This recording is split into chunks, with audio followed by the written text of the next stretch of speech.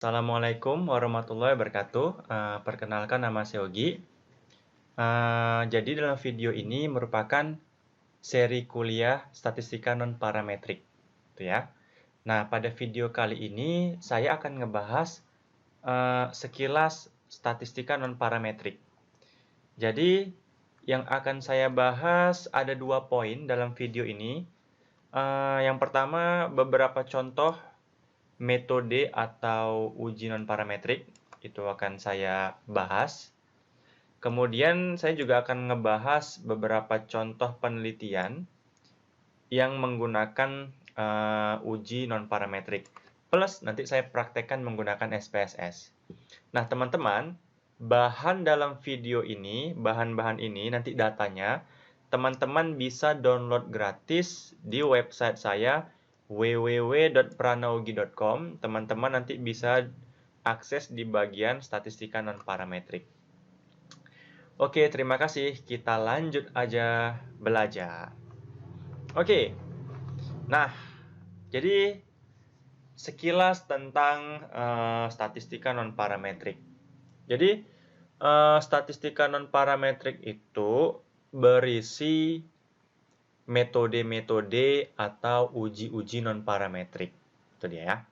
Nah, teman-teman, beberapa contoh metode atau uji non-parametrik seperti ada namanya uji tanda atau nama lainnya sign test. Nah, uji tanda atau sign test ini merupakan salah satu uji non-parametrik. Nah, nanti akan kita bahas. Ada lagi namanya uji Wilcoxon. Nah, itu dia. Uji Wilcoxon juga merupakan bagian dari uji non-parametrik.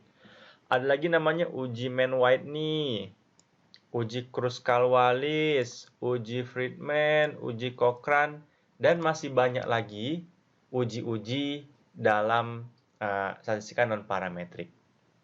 Itu ya. Nah, kemudian ternyata statistika non-parametrik ini telah banyak digunakan di berbagai bidang disiplin ilmu. Jadi statistika non-parametrik itu digunakan di bidang ekonomi, digunakan di bidang kesehatan, psikologi, pertanian, dan sebagainya. Nah, sekarang akan diberikan beberapa contoh penelitian orang-orang yang menggunakan uji non-parametrik. Nah, kita langsung lihat contoh aplikasinya. Nah, ini dia. Yang pertama, saya akan memperlihatkan contoh terapan statistika non-parametrik dalam bidang kesehatan. Nah, jadi ada contoh paper. Nah, ini dia. Jadi penelitiannya, nah ini dia. Ini penelitian yang dilakukan oleh Ogbrivianita Mulyaningtyas Utomo dan rekan-rekan, itu kan? Ini contoh tulisan, ya. Tulisan ini menggunakan uji non-parametrik, ya. Nama ujinya dalam tulisan ini menggunakan uji Wilcoxon. Mana dia? Nah, ini dia. Nah, dalam penelitian ini dia meneliti tentang ini kadar gula darah. Nah, tunggu ya.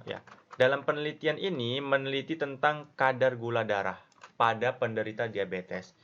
Jadi saya manggilnya Ogbri aja. Si Ogbri dan rekan-rekan ini menerapkan uji non-parametrik, ya, menggunakan uji non-parametrik namanya uji Wilcoxon, di mana dia meneliti kadar gula darah pada pasien diabetes, ya, pada orang-orang yang mengalami diabetes. Nah, itu dia. Jadi, nah kita ingin tahu lebih dalam lagi. Ternyata dalam penelitian mereka ini ada 2 kelompok. Nah, ini saya coba meringkas tulisan si Ogbri. Ternyata si Ogbri dan rekan-rekan ini dia ada 2 kelompok di sini. Pertama, ada 2 kelompok yang melakukan senam. Jadi melakukan senam diabetes atau istilahnya kelompok terpapar. Satu lagi kelompok yang tidak melaksanakan senam atau tidak terpapar. Nah, Jadi di sini ada dua kelompok dalam penelitian mereka. Kelompok orang-orang yang melakukan senam, kelompok orang-orang yang tidak melakukan senam. Yang melakukan senam istilahnya namanya terpapar, di sini namanya terpapar, yang tidak melakukan senam namanya kelompok tidak terpapar. Nah, masing-masing kelompok berjumlah 42 orang. Nah, saya di sini mencoba untuk membuat contoh data mereka. Ini bukan data mereka sebenarnya, tapi hanya saya buat sendiri aja untuk mempermudah memahaminya. Ini contoh datanya seperti ini. Jadi kira-kira, nah ini dia. Ada 42 orang. Ini orang pertama, orang kedua, orang ketiga, sampai orang ke-42. Nah, di sini, ini pertama kita fokus, ini kelompok yang tidak terpapar ya. Saya beri warna kuning ini tidak terpapar, artinya 42 orang ini tidak melakukan kegiatan senam secara teratur. Itu namanya nggak terpapar. Jadi dicatatlah kadar gula darah mereka. Jadi mereka ini diukur kadar gula darahnya 2 kali. Istilahnya pretest sama posttest.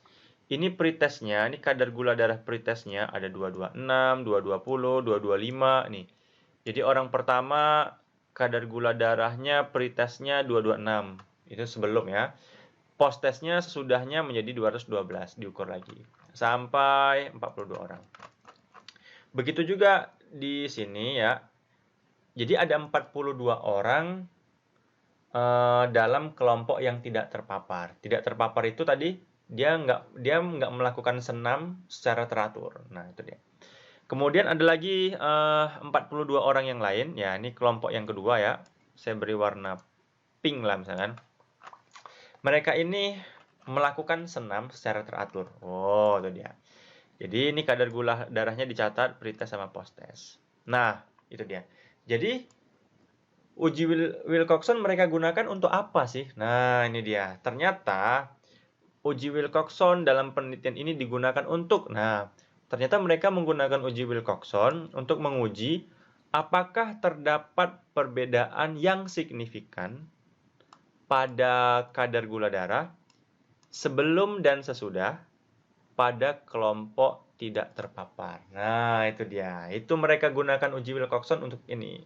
Kemudian mereka gunakan uji Wilcoxon, apakah terdapat perbedaan yang signifikan pada kadar gula darah sebelum dan sesudah pada kelompok terpapar. Nah, itu mereka gunakan uji Wilcoxon untuk ini. Lagi, apakah terdapat perbedaan yang signifikan pada penurunan kadar gula darah antara kelompok terpapar dan kelompok tidak terpapar. Nah, seperti inilah mereka gunakan uji Wilcoxon untuk riset mereka. Jadi, sini saya coba langsung praktekkan aja dengan SPSS. Ini sekilas aja sih. Nanti di video selanjutnya bakal kita bahas lebih detail lagi. Perhitungan manualnya gimana. Jadi, teman-teman, jadi ini contoh datanya. Kita mau ngejawab pertanyaan yang ke-1. Apakah terdapat perbedaan yang signifikan pada kadar gula darah sebelum dan sesudah pada kelompok tidak terpapar? Oke, jadi pada kelompok tidak terpapar. Ini ya. Jadi kita coba jalankan SPSS-nya dulu. Seperti itu. Kita sekarang akan menggunakan uji Wilcoxon untuk menguji itu tadi. Jadi, kita copy dulu kadar gula darah ya, pretestnya. Oke, kita copy. Ini untuk kelompok yang tidak terpapar dulu. Kita copy dulu. Ada 42 orang, kita copy. Di sini kita pindahkan, paste, itu kan. Nah, ya. Sekarang kita copy lagi kadar gula darah post-testnya pada kelompok tidak terpapar. Oke, kita copy. Kita copy, kita pindahkan di sini. Paste. Di sini kita beri nama, di sini ada pre-test, itu kan. Ada di sini post-test. Nah, itu dia, post-test. Ini dia. Nah, teman-teman, kita bisa aja melihat dulu rata-ratanya. Contoh nih, kita hitung rata-ratanya ya. Misalkan, ini ya, rata-rata. Saya ingin tahu rata-rata kadar gula darah pretestnya ya. Kita gunakan average ini kan. Average rata-ratanya berapa? Set. Kita tutup kurung. Oh, rata-ratanya 226,21. Saya mau bulatkan aja misalkan 2 angka di belakang koma. Jadi secara rata-rata, ini kan, secara rata-rata kadar gula darah pretest secara rata-rata 226,21. Post-testnya berapa? Kita hitung lagi rata-ratanya di sini. Average. Di sini kita blok, enter. Nah, ini saya menjadi 2 angka di belakang koma aja deh, gitu kan. Nah, ini dia. Apa artinya nih? Secara rata-rata kadar gula darah pada post-test 212,45. Nah, dari nilai ini apa yang bisa kita simpulkan? Ternyata terjadi penurunan kadar gula darah secara rata-rata sebelum ke sesudah, pre-test, post-test. Jadi setelah ada perlakuan tertentu, sebelumnya kadar gula darahnya itu 226,21. Itu pre-test. Kemudian dilakukan mungkin perlakuan sedemikian rupa, diukur lagi kemudian kadar gula darahnya jadi post-test menjadi 212,45. Kan turun dia. Jadi ada perbedaan. Nah, pertanyaannya perbedaannya itu atau penurunannya signifikan atau tidak. Nah, inilah yang bakal dijawab oleh uji Wilcoxon ini. Jadi kita pilih analyze. Uji Wilcoxonnya itu di bagian ini, two related sample. Disinilah letak dari uji Wilcoxon. Pretest, post-test. Kita checklist Wilcoxon, kita pilih OK. Nah, ini dia hasilnya. Jadi, nilai mana yang digunakan untuk pengambilan keputusan? Nah, nilai yang ini. Kita lihat nilai namanya asimsik. Nah, ini dia. Berapa nilainya di sini? 0,000. Tuh kan? Kan? Jika nilai asimsik, kan? Asimsik lebih kecil dari 0,05 misalkan, maka signifikan misalkan. Atau maka perbedaannya itu signifikan. Namun jika nilai asimsiknya itu kan di atas 0,05 maka perbedaannya tidak signifikan. Berapa nilai asimsi kita? Kan 0,000. Berarti nilai asimsi kita itu di sini diketahui nilai asimsi kita itu 0,000 lebih kecil dari 0,05 kan? Maka kesimpulannya terdapat perbedaan kadar gula darah yang signifikan antara pre-test dan post-test pada kelompok apa? Pada kelompok tadi kelompok apa sih? Terpapar atau enggak? Pada kelompok tidak terpapar. Nah, gitu deh. Ini kegunaan uji Wilcoxon untuk nguji ini, gitu dia. Tadi kan pada kelompok tidak terpapar. Kita coba uji lagi pada kelompok terpapar. Perbedaannya signifikan atau enggak? Oke, kita buat lagi misalkan. Ini kan tadi yang ini ya. Kita buat lagi lah misalkan new aja deh. New data. Oke, yang lama kita hapus saja.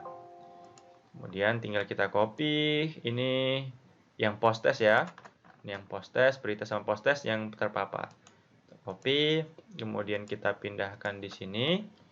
Itu kan? Nah, itu dia. Kemudian ini sama juga, pre-test juga.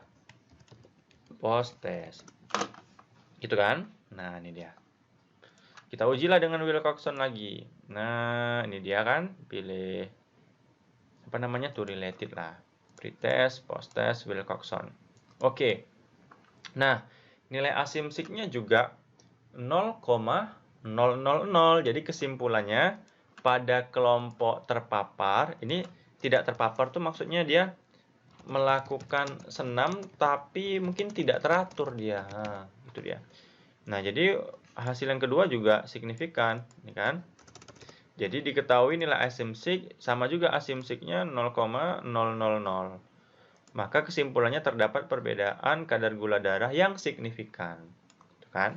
Misalkan nih berdasarkan hasil uji Wilcoxon gitu dia. Maka ini terdapat perbedaan yang signifikan pada kelompok terpapar. Nah, dia melakukan senam secara teratur. Nah, keren kan? Nah, ini kegunaan uji Wilcoxon dia untuk bidang kesehatan. Oke, contoh terakhir. Kita mau lihat terapan statistika non-parametrik pada bidang ekonomi. Woi, bidang ekonomi ya. Kita lihat dulu contoh papernya. Ini saya close. Nah, ini dia. Nah, ini contoh terapan statistika non-parametrik dalam bidang ekonomi. Nah, kita contoh judulnya analisis komparatif kinerja keuangan. Wow. Jadi penelitian ini dilakukan oleh Mujahidah Azahro dan rekan-rekan. Mereka tuh meneliti ngebandingin kinerja keuangan antara bank umum di Indonesia dengan bank umum di Malaysia. Woi, keren. Rupanya statistika non parametrik ini kegunaannya banyak ya. Di kesehatan bisa, di ekonomi bisa. Nah, kita lihat mereka menggunakan uji non parametrik apa sih untuk penelitian ini? Oh, kita buka dulu nih papernya. Ini dia, kita coba lihat dulu ya. Nah, ini dia. Ternyata di sini, bahasa Inggris ya? Enggak. Mereka menggunakan uji Mann-Whitney namanya. Mereka menggunakan uji non-parametrik namanya Mann-Whitney. Oh, di sini nggak disebutkan ya. Oke, di sini aja. Kita cek dulu ya. Nah, ini dia. Mereka menggunakan uji Mann-Whitney. Tadi sudah kita bahas sebelumnya. Uji Mann-Whitney itu merupakan salah satu uji non-parametrik. Nah, ini dia. Oke, jadi dalam penelitian mereka ini, mereka menggunakan uji Mann-Whitney untuk menguji ada nggak perbedaan yang signifikan kinerja keuangannya antara Bank Umum Indonesia dengan Bank Umum di Malaysia. Nah, mereka gunakan uji Mann-Whitney untuk ngebandingin kinerja keuangannya. Kita praktekin langsung. Nah, jadi sampel mereka ini dia. Dalam penelitian mereka ini, mereka meneliti 3 bank umum di Indonesia, 3 bank umum di Malaysia. Bank umum di Indonesia yang mereka teliti Bank Mandiri, BRI, BCA. Bank umum di Malaysia mereka teliti Maybank, CIMB Group sama Public Bank, gitu kan?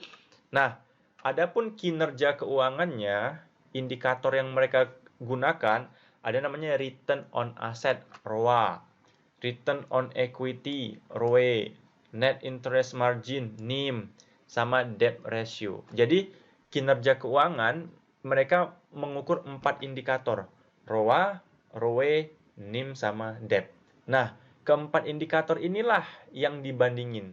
ROA Bank Umum Indonesia dibandingkan dengan ROA Bank Umum Malaysia.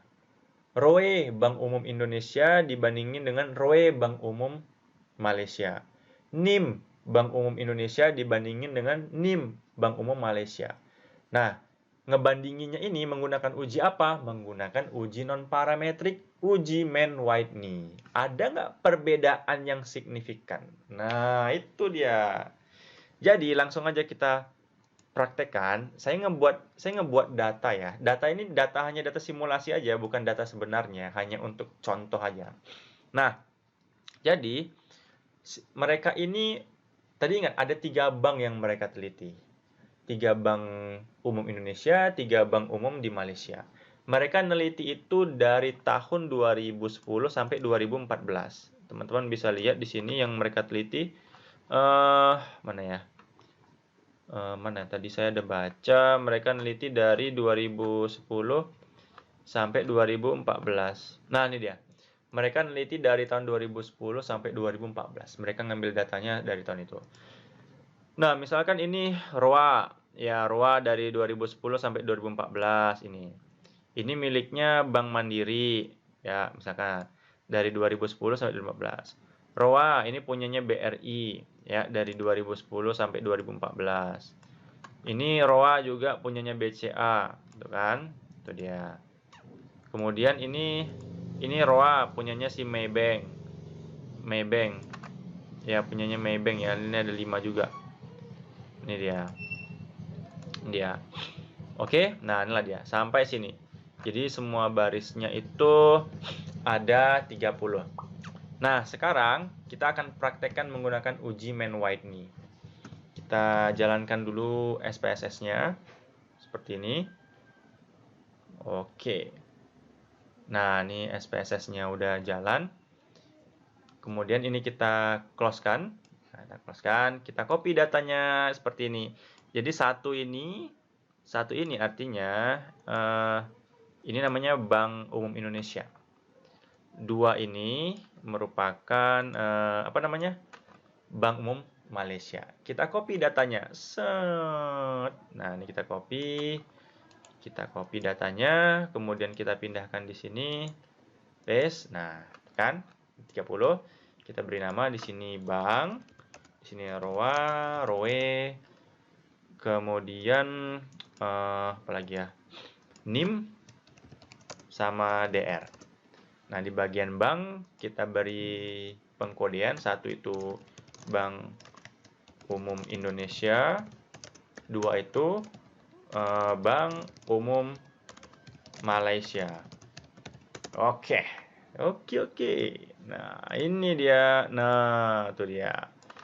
Keren kan? Nah, sekarang baru kita gunakan uji Mann-Whitney untuk menguji apakah terdapat perbedaan kinerja keuangan antara Bank Umum Indonesia dengan Bank Umum Malaysia.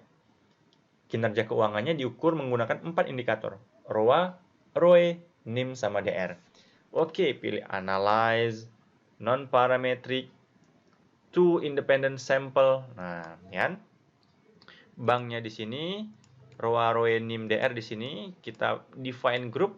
Tadi kodenya 1 sama 2. 1 itu untuk Bank Umum Indonesia, 2 untuk Bank Umum Malaysia. Continue, checklist Mann-Whitney, oke. Nah, seperti itulah melakukan uji Mann-Whitney di SPSS. Nah, sekarang gimana sih hasilnya? Oke, kita mulai interpretasi. Berdasarkan hasil uji Mann-Whitney, 1. Untuk variabel ROA diketahui nilai asimsik, masih sama asimsik. Berapa nilainya untuk ROA-nya, asimsiknya? Di sini asimsik untuk ROA 0,000. Lebih kecil daripada 0,05. Nah, 0,05 ini ketentuan ya. Kadang ada yang menggunakan 0,01 atau 0,1 seperti itu ya. Maka kesimpulannya terdapat perbedaan ROA yang signifikan antara Bank Umum Indonesia dan Bank Umum Malaysia. Yang kedua, kan? Yang kedua untuk variabel untuk variabel ROE, gitu kan? Nilai asimsiknya sama 0,000, lebih kecil dari 0,0. Maka kesimpulannya terdapat perbedaan ROE yang signifikan. Begitu juga untuk NIM sama DR. Jadi kesimpulannya karena semuanya signifikan, ROA-nya signifikan perbedaannya, ROE-nya signifikan sampai DR. Jadi terdapat perbedaan kinerja keuangan yang signifikan antara Bank Umum Indonesia dan Bank Umum Malaysia. Nah, inilah contoh terapan dari uji non-parametrik namanya uji Mann-Whitney. Ya, seperti itulah. Sebenarnya masih banyak lagi terapan statistika non-parametrik untuk bidang psikologi, ada macam-macam. Nanti teman-teman bisa cek sendiri di Google Scholar tuh banyak riset-risetnya seperti itu. Oke teman-teman, demikianlah video dari saya. Mohon maaf atas segala kekurangan. Nantikan video selanjutnya. Assalamualaikum warahmatullahi wabarakatuh.